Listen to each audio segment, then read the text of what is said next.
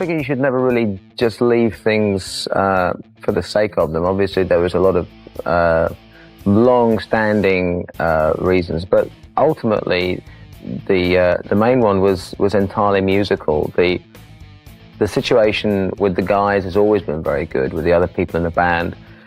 I've always had a good relationship with them and still do. And I think they understand that what I want to do in terms of music is probably going to be a bit too broad to be covered by Iron Maiden.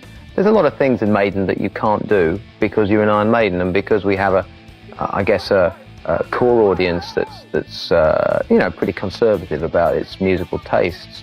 You don't want to upset people for the sake of it. So I figured that it would be better for me to leave the band and go off and explore all kinds of other areas of music.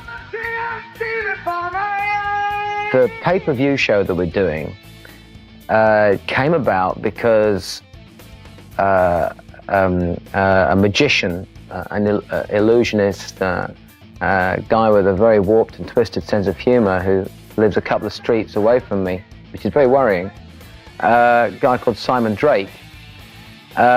We knew each other because, among other things, Iron Maiden had booked him to do part of his show at an album launch party. So we got to know each other and everything. And he was slated to do this pay-per-view thing in association with a rock group. And I think it was his idea to suggest to the pay-per-view people that maybe they should look at us. And of course it coincided with me leaving, and it was like, well, what a great way to go. And not being content with that, he's devised an extra special way for me to go.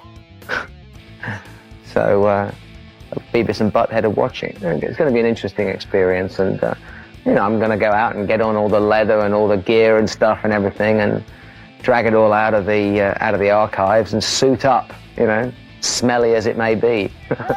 You know, I had a great time for, you know, 11, 12 years with Maiden, and I think we cut 3 or 4 records that I think really stand up very well to the test of time, particularly the stuff like from The Number of the Beast, The Peace of Mind and things like that, Power Slave and the live album.